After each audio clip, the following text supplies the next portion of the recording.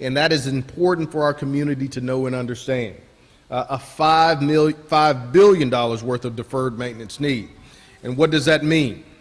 That means that we will be coming to this community in the near future to ensure that we meet many of the other needs around our facilities and deferred maintenance. To help us with this work, we are launching a capital campaign steering committee, an independent citizen review charged with providing strategic direction, feedback, and guidance to the district as we prepare to address capital needs identified in 2021 and beyond.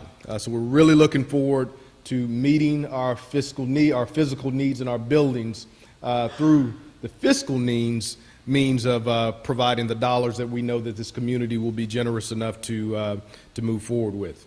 Now, in closing, this is a new school year in HISD full of promise for each student and staff member. We have the opportunity to be fiercely compassionate while also sparking our students' renewed love of learning and charting a new course in their educational journey. As your superintendent, I promise to you this school year that we will make every decision based on the data and based on the best interests of your students and your families.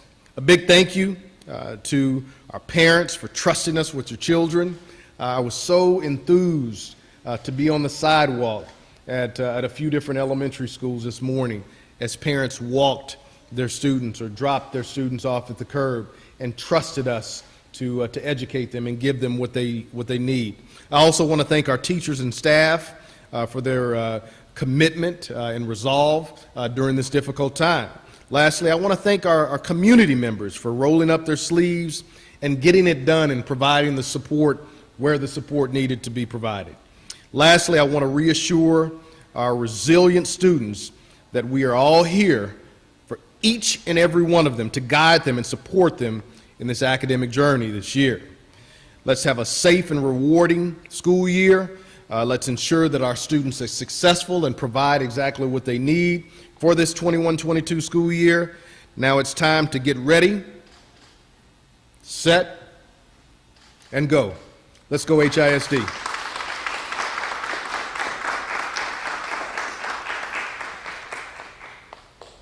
Be glad to take any questions if there are any at this time. Yes, ma'am. Yes, ma'am. So you said 2,000 additional students in the virtual learning academy.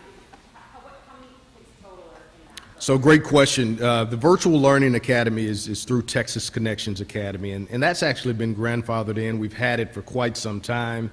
It had 8,020 students to be exact prior to us expanding by 2,000. So we'll be looking at just over 10,000 students if it reaches its capacity. And are those 2,000 the 11 and under kids? No, great question. Let me clarify. Those 10,000 are actually 3rd through 12th grade, and the additional students that have immune or compromised immune systems, those can again sign up as soon as possible via our website. That's a totally different group.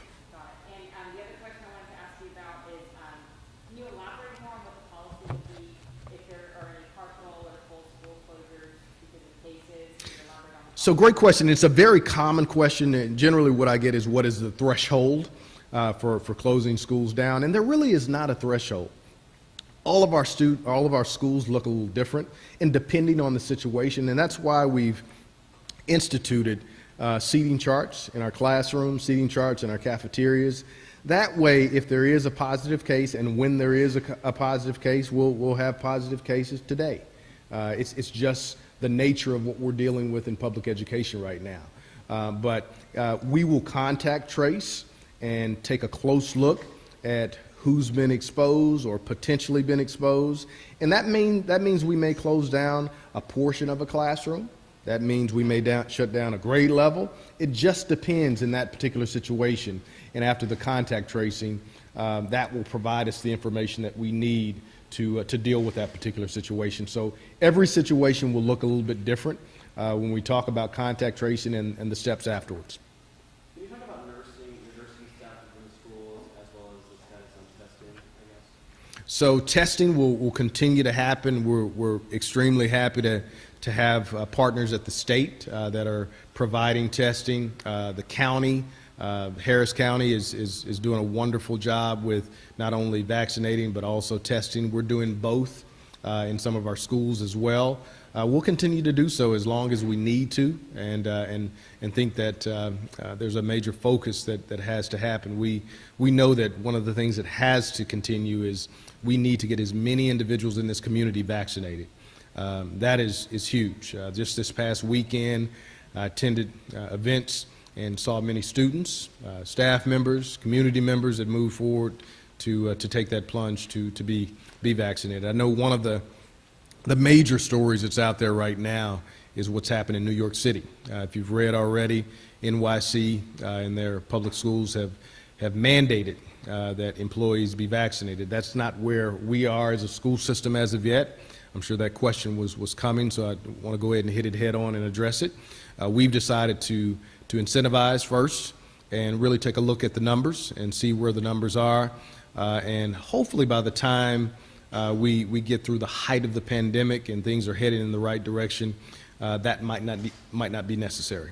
What's the process to notify parents when there's a COVID case in schools? So it kind of goes back to understanding the who, first of all. Once we get that call that, hey, my child or me as an adult, I'm positive, then we take the seating charts, we do the contact tracing, and then we reach out to those that are affected, parents that have students that were potentially in the non-safe zone, and we let those parents know as soon as possible. So it's a pretty simple process, but what helps us in that process is the contact tracing, the seating charts. That lets us know where kids are. Otherwise, it's like finding a needle in a haystack to truly be able to do the contact tracing right. Let me ask you, we just talked to some parents outside of one of the schools. There's some sort of a confusion about, how to get their kids vaccinated, those 12 and over. And the mother was explaining to me that she was vaccinated, but there was some sort of confusion as to where we should take her kids. We know that the city of Houston is doing everything to make sure that those kids are vaccinated, but is the district trying to, especially those Hispanic mothers, give them the information that they need so that these kids are ready to go back instead of being unvaccinated? And that's a great, and that's what our wraparound services, our counselors, our principals will assist with once they get inside the walls of our schools. We will do everything, whether that resource is inside of that school or whether that resource is 2 blocks down. We'll do everything necessary to help. So when we have individuals like that, let them know to communicate with our staff. We have Spanish-speaking individuals in just about all of our schools that can provide the kind of support, whether they're English speakers or not. So that's what those wraparound connectors, wraparound service coordinators are all about. Kind of on the topic of virtual learning, do you think the state should have a more robust option for that?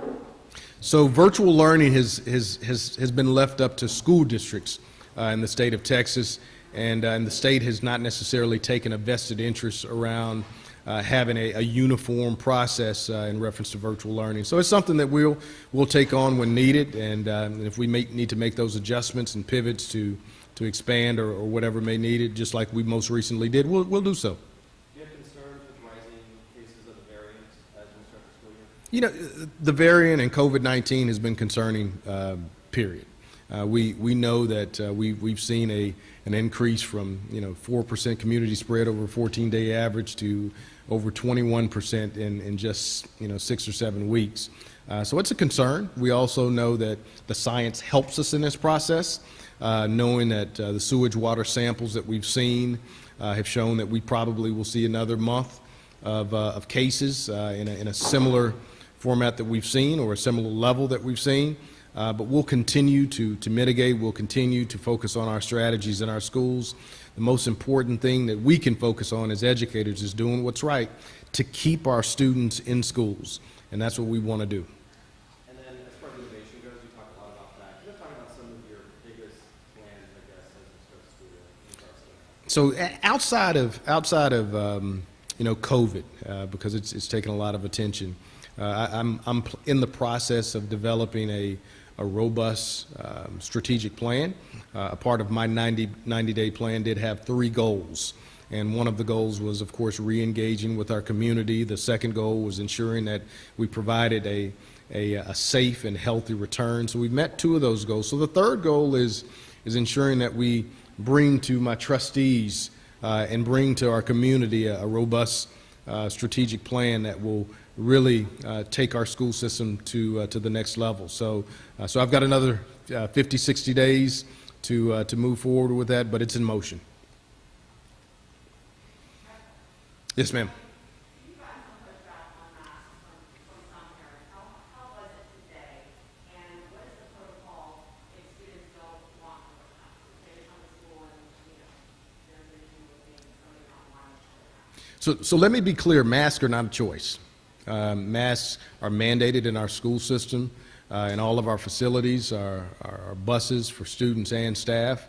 If we run into a situation where individuals don't comply with what that mandate is, staff can be unfortunately met with discipline.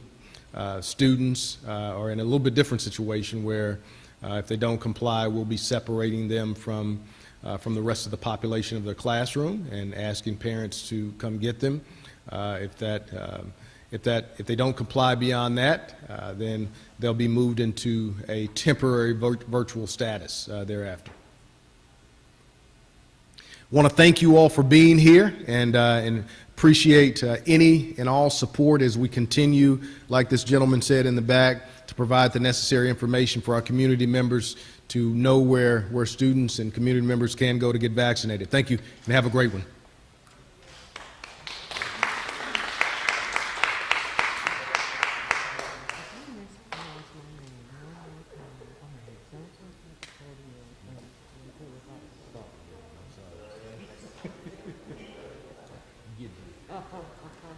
Yeah, this is my district. This is not her name wrong. This is not mine. I mean, her name wrong. She hit me in my neck earlier.